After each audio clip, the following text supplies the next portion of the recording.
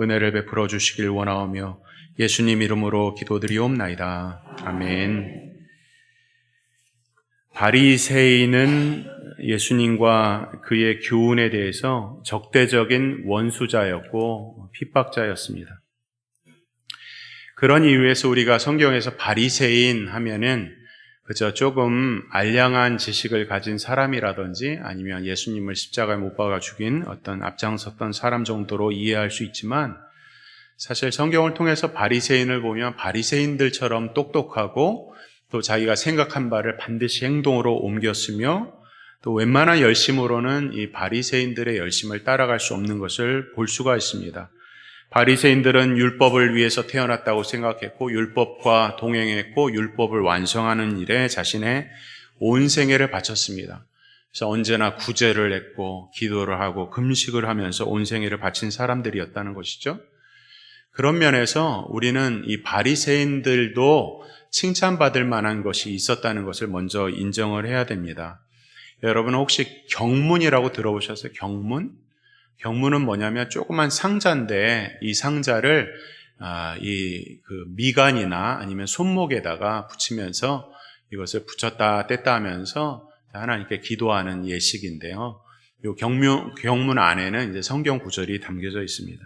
한 번은 제가 비행기를 탔는데 이 비행기 안에 유대인 명절을 지키러 가는 유대인들이 가득 찼습니다. 비행기의 색깔이 온통 시커멓게 변했어요. 그래서 계급마다, 등급마다 다 옷이 다르거든요. 온통 다 새까맣습니다. 근데 웬일입니까? 조금만 비행기가 가다가 한 30분, 1시간 지나면은 다 자리에 일어나서 이 경문을, 가죽뒤로 된 경문을 묶고 하면서 막 예루살렘을 향해서 기도하고 조금 있다가 다시 자리에 앉아가고 또 시간이 지나면 다시 일어나서 경문을 묶으면서 예루살렘을 향해서 기도하고 이런 것들을 본 적이 있습니다. 얼마나 대단한 열심입니까? 이 바리새인들은 을예상의 모든 것들을 다 지켰으며 다른 사람들을 가르치고 선의로 베풀고 배려하고 이런 것들을 아끼지 않은 그런 사람들이었어요. 그래서 다른 두 사람이 있는데 두 사람 중에서 누가 천국에 가냐 이런 질문을 한다면 바리새인은 천국에 갈 것이다 라고 하는 말이 있을 정도로 바리새인들은 굉장한 열심을 가졌던 사람들이었습니다. 근데 오늘 성경 말씀은 오늘 우리들의 의가, 제자들의 의가 바리새인과 서기관의 의보다 낫지 못하면 결단코 천국에 들어갈 수 없다 이렇게 선포하고 있습니다. 그러면 도대체 누가 천국에 들어간다는 것인가? 오늘 이 말씀 오늘 우리에게 하고 있는 것입니다. 오늘 본문 말씀은 좀 사뭇 어렵게 느껴지는 본문이 나옵니다. 먼저 17절, 18절은 약간의 해석이 필요한데 성경 한번 보시면 내가 율법이나 선지자를 폐하러 온 줄로 생각하지 말라. 폐하러 온 것이 아니요 완전하게 하려 함이라. 진실로 너에게 이르노니 천지가 없어지기 전에는 율법의 1.1획도 결코 없어지지 아니하고 다 이루리라 이런 말씀이 있는데 여기서 먼저 율법이나 선지자는 구약 성경을 가리킵니다.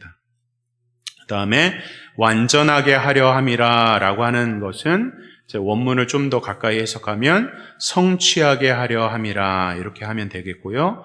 그다음에 천지가 없어지기 전에는 이 말씀은 무슨 뜻이냐면 천지가 없어지는 일이 발생하기 전에는 이런 뜻이에요. 그러니까 요약을 하면 천지가 이 땅에서 없어지는 일이 있지 않는 한 구약 성경의 율법의 모든 것들 1.1획도 다 사라지지 아니하고 완전하게 다 성취된다라고 하는 말씀을 하고 있는 거예요. 예수님께서. 그러면 이것이 도대체 무슨 뜻이냐? 이것을 설명하기 위하여서 성경은 오늘 두 가지의 대조를 하고 있습니다. 본문을 조금 해석하는 부분이니까 조금 이해가 안 될 수도 있지만 잘 따라오세요. 먼저는 이제 17절하고 18절의 내용이 하나가 있고 그 다음에 19절의 내용이 하나가 있는데 17절과 18절의 내용에 보면 율법이라는 단어가 나와요. 율법. 그렇죠? 율법이 나오고 18절 맨 마지막에는 다 이루리라 이런 말씀이 있고 난 다음에 19절에 가면 율법이라는 단어가 나오지 않고 무슨 단어가 나와요? 계명이 나옵니다. 계명. 그러니까 율법이 있고 다 이루리라. 누굽니까? 예수님께서 이루리라. 그다음에 계명. 이렇게 비교를 하고 있는 거예요. 뭔가 달라진 것이죠. 이야기는 이렇게 됩니다. 예수님이 오시기 전의 시대를 우리는 구약 시대라고 해요. 구약 시대는 옛날 언약 시대, 옛 언약 시대라는 거예요. 그래서 옛 언약 시대, 구약 시대에는 뭐가 지배합니까? 모세의 율법. 시내산에서 받은 이 이스라엘이 시내산에서 받은 모세의 율법이 구약 시대를 지배를 해요. 근데 예수님이 이 땅에 오셨단 말이에요. 이 땅에 오셔서 이제는 구약 시대가 아니라 예수님의 시대를 뭐라 그래요? 신약 시대. 새로운 언약, 새 언약의 시대다. 이렇게 얘기하고 있어요. 그러니까 더 이상 새 언약 시대에는 구약의 율법을 지키는 것이 아니라 새 언약에 합당한 말씀을 지키는 것인데 그 말씀은 누가 지켜요? 예수님을 믿는 사람, 우리로 말하면 교회가 지키는 약속을 오늘 비교해서 계명이라고 표시를 하고 있는 거예요. 그러니까 구약이나 율법이나 계명이라고 하는 것은 어떤 특징을 가지고서 이렇게 표현을 할 수 있겠지만 오늘 성경에서 예수님은 율법과 계명을 서로 비교하면서 예수님 이전과 이후의 말씀이 달라졌다. 이런 말씀을 하고 있어요. 이렇게 비교를 하고 있는 것입니다. 그러니까 어떤 사람들이 이렇게 물어봐요. 그러면 예수님이 오셔서 구약 시대도 지났고 신약 시대가 되었고 구약의 율법도 이제 필요 없으니까 율법은 지키지 않아도 되는 거 아닙니까? 라고 물어봤던 거예요. 그러니까 그렇지 않다. 구약 시대가 지나가고 구약의 율법을 다 이루었지만 천지가 없어지는 그런 일이 있기 전에는 구약 말씀이든 신약 말씀이든 모든 것을 다 하나도 하찮지 않게 여기지 않고 다 모든 것을 지키리라 이런 말씀을 하시는 거예요. 그러니까 다시 말하면 이 말씀의 요약은 이렇습니다. 구약 시대든 신약 시대든 그것이 율법이든 계명이든 중요한 것은 이거예요. 예수님으로 말미암아 모든 성경은 다 해석되어지고 예수님으로 말미암아 모든 율법은 다 이해되어진다. 이 말씀을 하고 있는 거예요. 구약의 율법의 말씀은 어쩌면 제사하고 뭐 이렇게 하는 그런 예식들이죠. 그런 것들의 형식은 다 없어졌지만 그 본질적인 의미가 어떻게 됐어요? 오늘날 예배인 거예요. 없어지지 않는다는 거예요. 예수님을 통해서 구약의 말씀과 신약의 말씀 모든 것들이 다 이해되어져야 된다. 이런 말씀을 하고 있어요. 그래서 이제 다음 주부터 나오는 여러 가지 말씀들 예를 들면 살인하지 말라, 간음하지 말라 이런 것들이 옛날 시대는 이렇게 말했지만 그러나 예수님은 이렇게 말씀한다 하면서 6가지 본보기를 보여주고 있는 내용이 이제 다음 주부터의 내용인데요. 어쨌든 그렇게 첫 번째 대조를 율법과 계명으로 대조를 하고 난 이후에 오늘 주제 말씀이 나옵니다. 두 번째 대조인데요. 이것은 이제 19절과 20절을 대조를 하는 거예요. 19절 말씀 한번 보십시오. 19절 내용을 잘 한번 마음으로 읽어보세요. 그러므로 누구든지 이 계명 중에 지극히 작은 것 하나라도 버리고 또 그같이 사람을 가르치는 자는 천국에서 지극히 작다 일컬음을 받을 것이요 누구든지 이를 행하며 가르치는 자는 천국에서 크다 일컬음을 받으리라. 이 내용 뭡니까? 행하는 것을 말씀하고 있어요. 말씀을 행하는 사람들은 하나님 앞에서 천국에서 크다 일컬음 받고 말씀의 행함을 하지 않는 사람들은 지극히 작은 자다. 행함을 무시하는 사람들에 대한 예를 먼저 얘기하고 난 다음에 이제 20절에는 보세요. 오늘 핵심 구절이죠. 내가 너희에게 이르노니 너의 의가 서기관과 바리새인보다 더 낫지 못하면 결코 천국에 들어가지 못하리라. 이 말씀은 한마디로 어떻습니까? 바리새인들은 앞서 서두에서 말씀드린 것처럼 완전한 행함을 가졌던 사람이에요. 근데 완전한 행함을 가졌는데 뭔가 부족한 거예요. 뭐가 부족할까요? 관계가 부족한 것입니다. 하나님과의 관계. 관계를 무시한 자들에 대한 말씀이에요. 19절과 20절의 말씀은 행함은 있는데 관계가 없는 자들. 이것을 예수님 중심으로 해석을 하고 있는 거죠. 지금까지 본 내용은 이렇습니다. 구약의 율법이 예수님이 오시고 난 다음에는 신약의 계명이라고 불리면서 모든 율법은 예수님을 중심으로 이해되어져야 된다. 이런 말씀을 하고 있습니다. 그 이유는 뭡니까? 예수님께서 다 이루셨으니까 더 이상 지키지 않아도 된다가 아니라 율법의 기능은 달라졌어도 율법의 본질적인 의미는 여전하다라고 하는 것이에요. 그러니까 이 율법을 행하는 면에 대해서 이제 19절에서 얘기를 하고 있는데 그러면 바리새인들은 이 율법을 다 행한 사람들이라는 거예요. 그러면 이 바리새인들을 칭찬을 해야 되는데 그렇지 않은 것이죠. 20절 다시요. 내가 너희에게 이르노니 너의 의가 서기관과 바리새인보다 더 낫지 못하면 결코 천국에 들어가지 못하리라. 다시 말하면 바리새인들에게 분명한 문제가 있다는 거예요. 하나님 말씀하시면 그 말씀을 행하지 않는 것은 분명히 죄입니다. 근데 행하고도 죄라고 말씀을 하는 거예요. 왜 그럴까요? 바리새인들한테 왜 그럴까? 그들의 행위에는 하나님과의 관계가 결여되었다는 거예요. 앞서 예수님이 오신 이후에 모든 율법은 예수님을 통해서 이해되어져야 된다고 했는데 바리새인과 서기관의 의는 뭡니까? 율법에 의해 율법을 행함으로 지키는 의. 내가 이러한 것을 했다. 그러니까 나는 의를 가졌다. 근데 그 의가 예수님과는 전혀 상관이 없다라고 하는 거예요. 그럼 바리새인과 서기관보다 더 큰 의는 뭘까요? 더 큰 의. 그것은 예수님과 온전한 관계 속에서 행하는 모든 것들, 예수님의 통치를 받는 것들은 다 더 큰 의가 된다고 말씀을 하고 있는 거예요. 무슨 말이냐면 율법의 기능을 한번 생각해 보면 로마서의 율법의 기능은 뭐냐면 죄를 깨닫게 하는 거예요. 모세가 이 십계명을 받기 전에는 뭐가 죄인지 몰랐어요. 그냥 양심이라고 하는 기능이 있어서 어떤 것을 잘못을 하게 되면 어떻습니까? 찔림을 받는 거예요. 양심은 찌르는 거거든요. 그래서 그냥 이거 잘못됐나? 어떻나? 뭐 이런 생각을 가졌는데 율법을 딱 주니까 율법 말씀 안에 모든 내용이 다 담겨져 있고 원리적으로 다 이해가 되니까 자기가 행했던 것이 이것이 죄구나 라고 깨닫게 된 거예요. 그러니까 율법의 기능은 죄가 무엇인지 알고 찔러서 마침내 어떻습니까? 이제 신약에 가면 이 율법이 뭐라고 했어요? 몽화선생이라고 했어요. 옛날에 이제 어떤 부잣집 도련님을 이 서당으로 인도하는 사람들을 이제 몽학선생이라고 그러거든요. 그러니까 율법은 일종의 몽학선생이지 진짜로 우리를 구원하게 하시는 분은 율법이 아니라 누구예요? 예수님이시죠. 예수님께로 인도하는 기능을 가진 것들이 그저 율법이라는 거예요. 그래서 죄를 깨달아서 내 힘으로는 구원을 받을 수 없으니까 오직 나를 구원하실 수 있는 능력과 자격을 가지고 계신 분은 오직 살아계신 하나님, 이 땅에 오신 예수님밖에 없구나라고 하는 것을 알려주는 거예요. 구원의 방법을. 근데 바리새인들은 어떻습니까? 자기가 율법을 지킴으로 의를 받고 그래서 구원을 얻는다고 생각을 하니 그러면 그 율법을 주신 이는 누구냐? 율법의 목적은 무엇이냐라고 지금 묻고 있는 거예요. 쉽게 말해서 아버지와 아들이 있습니다. 아버지는 자신의 살과 피를 다 자식에게 나눠주는 인생이에요. 자기가 부모가 되어서 자식을 이제 자기의 가슴으로 낳고 이제 자녀가 클 때에 어떻습니까? 자기는 못 먹어도 우리 여기 연로하신 분들 그렇잖아요. 어려운 시절에 자기는 못 먹어도 자녀들한테 다 떼어주고 그렇게 자녀들을 다 양육합니다. 그런데 이 못난 자녀가 부모가 아버지가 자기에게 살을 떼주는지 모르고 여전히 그냥 아버지는 자기 뒤에서 물질을 대주는 사람으로 여긴다면 과연 이 아들과 아버지는 도대체 무슨 관계냐 이거죠. 혹시 온전한 관계냐 말이에요? 사랑의 관계냐 말이죠. 자식이 아버지를 위해서 뭐를 한다고 일을 하는데 아버지를 사랑하지 않고 그냥 의무적으로 하는 거예요. 문제가 심각하죠. 부모는 그 마음을 받고 아들의 마음, 그 사랑의 마음을 받길 원하는데 그냥 하는 거예요. 정기적으로 그냥 아무 생각 없이 전화를 하고 정기적으로 아무 생각 없이 그냥 물건 보내고 그렇게 아버지와 아들의 관계가 그렇다면 그것은 사랑의 관계가 아니고 문제가 심각한 것이죠. 여러분들 자녀 가운데서 출타한 자녀가 많이 있는데 부모에게 무관심하다가 언제 한 번씩 전화해요? 돈 떨어졌을 때 전화하지 않습니까?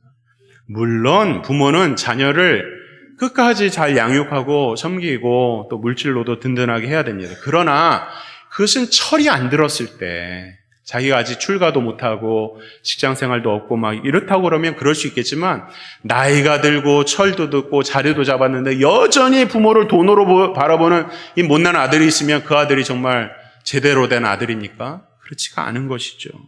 바리새인들은 그림자인 율법을 지키려 했지만 율법을 주시고 율법의 진리의 근원 되신 예수님을 놓쳤으니 이것이야말로 예수님과의 관계가 결여된 그 어떤 율법적인 행위도 하나님 기뻐하는 것이 아니라는 거예요. 그러니까 얼마나 아이러니까 율법을 누구보다도 잘 알고 율법의 뜻을 너무나도 잘 알고 율법을 위해서 살았고 율법을 위해서 죽었다고 생각한 사람이 율법을 놓친 거예요. 얼마나 아이러니하고 말도 안 되는 일입니까? 그 정신을 잃어버린 것입니다. 그런데 이것이 단순하게 오늘 예수님 당시에 바리새인에게만 하는 말씀이 아니에요. 우리가 새벽에 사두개인의 어떤 부분에 못난 부분도 생각해 보는 것처럼 오늘 바리새인이에요, 바리새인. 오늘 현대 교회를 한번 생각해 봅니다. 믿음 생활을 하면서 교회 안에 관계가 상실된 사람들이 많이 있습니다. 바리새인처럼 그냥 굳어진 화석화된 예배, 화석화된 성경 공부, 그냥 굳어진 형식의 예배, 그냥 의무적인 11조, 그냥 하라니까 어쩔 수 없는 봉사, 뭐 그런 것들이 교회 안에 다 한 거예요. 그냥 교회는 1년 365일 돌아가지만 그 안에서 변화가 이루어지지 않는 그런 모임들이 얼마나 많은지 모릅니다. 하나님을 사랑하지 않고 그저 내가 직분 받았으니까 의무로 행하는 사람들, 처음에는 그럴 수 있어요. 가랑비에 옷 젖는다고 그냥 교회 봉사를 하다 보면 믿음도 생기는 거거든요. 그래서 봉사 열심히 하고 교회 청소도 하고 그런 것들이 나중에 다 자기의 신앙의 유익을 가져오는 경우가 많습니다. 그러나 여전히 그럴 수는 없는 거예요. 시간이 지나도 여전히 그 자리에 있다 그러면 뭔가 문제가 있는 거예요. 예수님을 믿는 것은 그냥 도깨비 방망이 도깨비를 믿는 게 아니에요. 그냥 금 나오라 뚝딱 하면 금 나오고 그렇게 보험 드는 게 아니에요. 예전에 제가 차를 타면서 방송을 들었는데 어떤 목사님이 그런 얘기를 하더라고요. 저 너무 깜짝 놀라서 지금도 잊혀지지가 않아요. 예수님을 믿는 것은 보험 드는 것입니다. 이런 얘기를 하더라고요. 그러면서 보험 여러분들 들어보셨죠? 그럼 뭘 줍니까? 약관 주죠? 이 약관이 성경입니다. 와, 저는 정말 너무 놀랐습니다. 교회 다니는 것이 보험입니까? 그냥 불교 가서도 그냥 행사 때 잠깐 가서 여기서 혹시 구원이 있을까? 또 저기 어디 이슬람에 잠깐 가서 구원이 있을까? 또 돌에게 가서 절하다 여기도 혹시 구원이 있을까? 그러다가 그런 것 중에 하나가 교회입니까? 보험입니까? 그렇지 않은 것이죠. 교회는 예수 그리스도가 자기의 물과 피를 다 쏟으셔서 이 땅에 세우신 가장 거룩한 공동체가 교회인 거예요. 하나님의 백성의 모임, 하나님이 다스리시고 하나님이 통치하시는 이 공동체가 교회인데 이 교회를 다니는 것을 그저 의무로 하는 거예요. 현세적인 복 달라고. 그 다음에 더 생각해 볼 것은 우리가 예를 들면 어떤 섬김을 하고 선교를 하고 하는데 그것이 그냥 의무로만 할 수 있어요. 우리 교회 주보에도 보면 후원 선교사 여러 분 나와 있는데 의무로만 할 수 있어요. 그러면서 이런 것들을 하면서 교회의 이름을 내고 자기 이름을 낼 수 있습니다. 잘못된 것입니다. 여러분 생각해보면 우리가 예수님을 만날 때를 잘 생각해 보세요. 예수님을 만난다는 것은 무슨 뜻이냐면 내가 이 땅에 살아가는 이유와 목적이 주께만 있습니다라고 고백하는 거예요.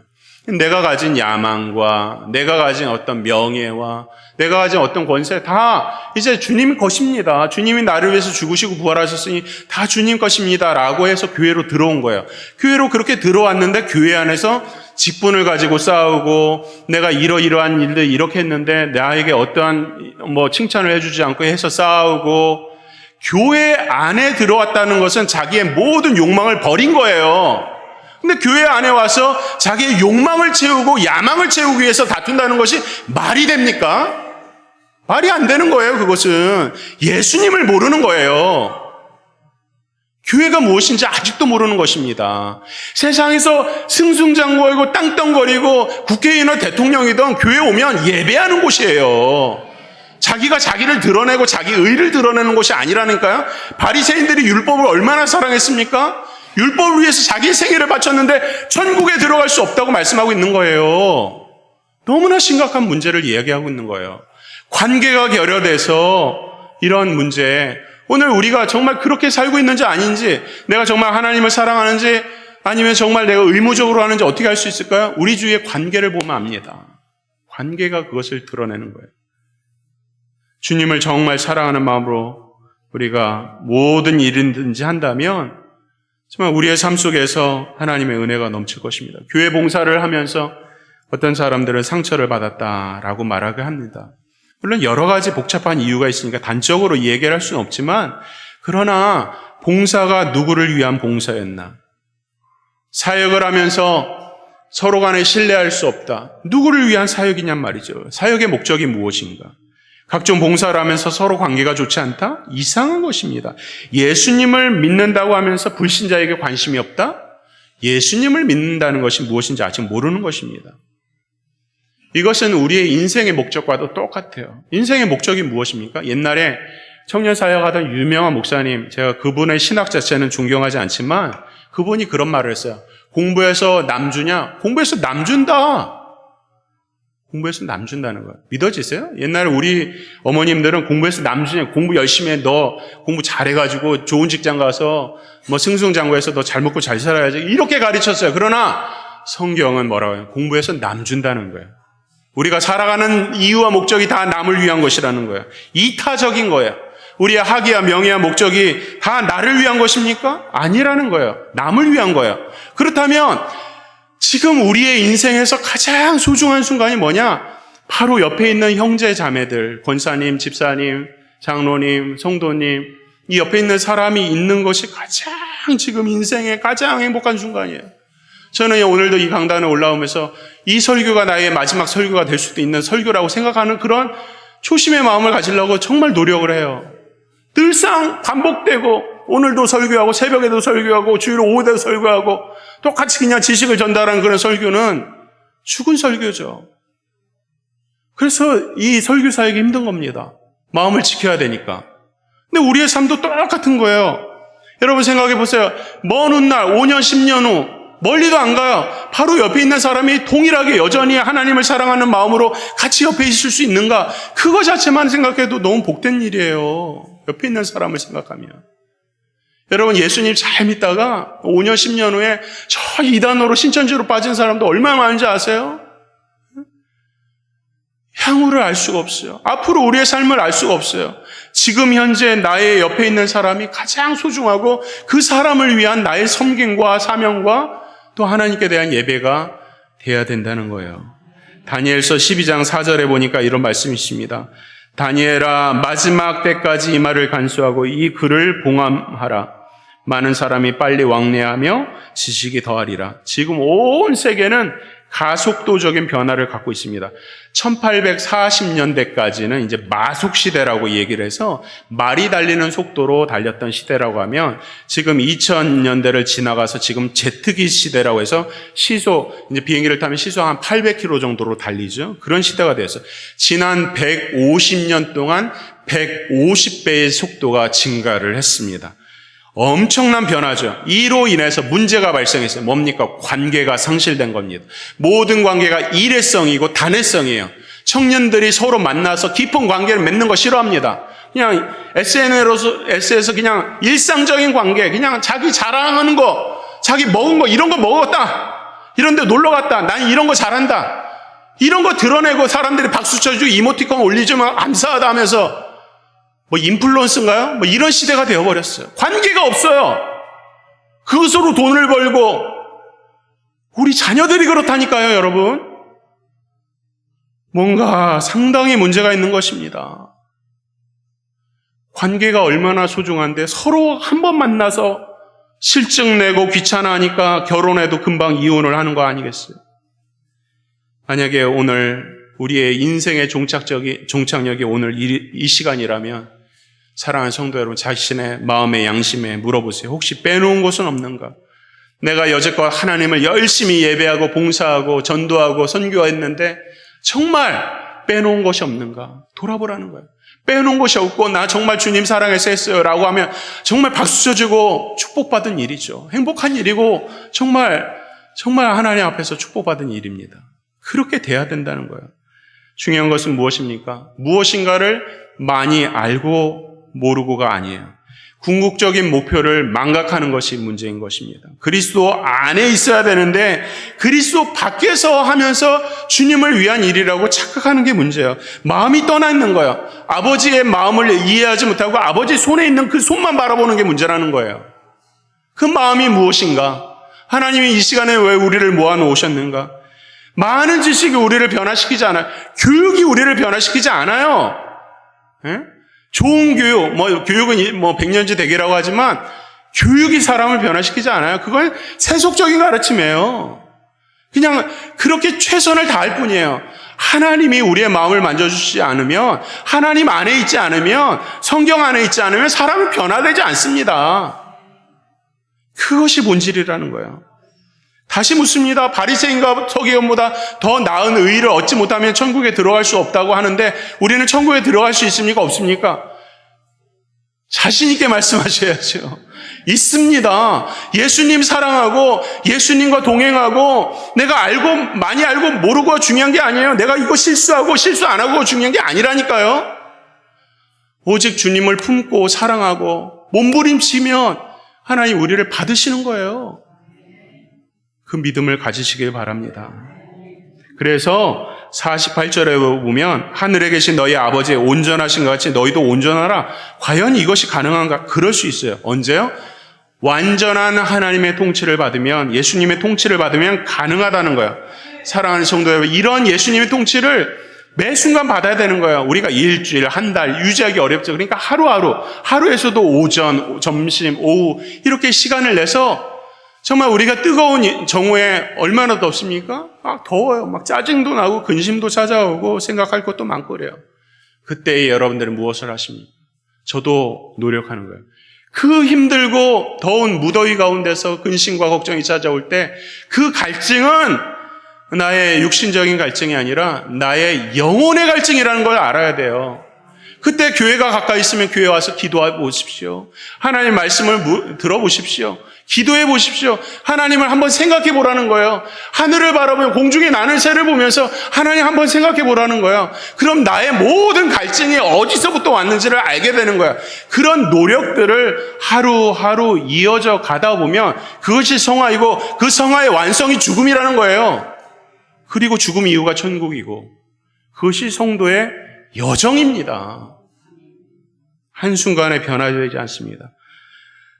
바리새인들은 율법의 편파적인 것을 지켰지만 우리는 예수님 안에서 우주적인 것을 지키고 그들은 규례와 형식을 지켰지만 우리는 그 중심을 지키려고 노력하고 그들은 그것을 지켜서 자기의 의를 드러냈지만 우리는 부족하지만 이것은 다 하나님의 은혜라고 고백하는 것, 이것이 바로 바리새인과 서기관의 의보다 나은 의, 구원의 의라는 거예요. 이런 구원의 의가 온 성도들에게 충만하기를 바랍니다. 결론으로 말씀드립니다. 예수님은 이 율법의 성취를 위해서 이 땅에 오셨는데 그 성취 후에 요구하는 의는 바리새인의 의보다 더 나아야 된다 말씀하고 있어요. 바리새인들은 서두에 말씀드린 것처럼 율법의 최고봉에 있었고 모세의 자리에 앉았으며 가장 유명한 율법 교사였어요. 그런데 바리새인의 의보다 더 크지 않으면 천국에 들어갈 수 없다 하니까 이상하고 반발심도 되고 그 말씀이 너무나도 두렵기도 하고 그래서 마침내 예수님을 십자가에 못 박는 데까지 앞장서는 그 일을 하고 있어요. 그러나 오늘 성경은 분명하게 말씀하죠. 예수님은 여기서 엄숙하게 단언코 말씀하고 있어요. 내가 너희에게 이르노니, 이상한 것이 아니라 내가 너희에게 이르노니 너의 의가 서기관과 바리새인보다 더 낫지 못하면 결코 천국에 들어가지 못하리라. 예수님의 통치와 예수님을 모시고 예수님 안에 있지 아니하면, 그분 안에 있지 아니하면 천국이 없어요. 온 마음과 정성과 뜻을 다해서 하나님이 누구신지를 성경을 통해서 묵상하고 기도하면서 그분을 만나야, 깨달아야 구원이 있는 거예요. 형식적인 율법생활, 형식적인 예배생활, 구원을 가져다 주는 것이 아니에요. 오늘 예배하고 다음날 예배할 때 우리가 주님을 더 알아간다, 주님을 더 사랑한다는 고백이 죽을 때까지 있어야 된다는 거예요. 그런 삶을 오늘 우리에게 말씀하시기 위하여서 이 땅에 오셔서 우리를 그대로 내버려 두신 것이 아니라 어제나 오늘이나 내일이나 영원하신 하나님께서 영원토록 임마누엘로 우리와 함께 계셔서 우리의 마음을 북돋아 주시고 힘 주시고 넘어졌을 때 일으켜 세워주시는 그 임마누엘의 하나님이 오늘 우리를 인도하시는 것입니다. 이런 진리의 은총을 깊게 깨달아서 복된 신자의 삶을 영위하기를 주의 이름으로 축원합니다.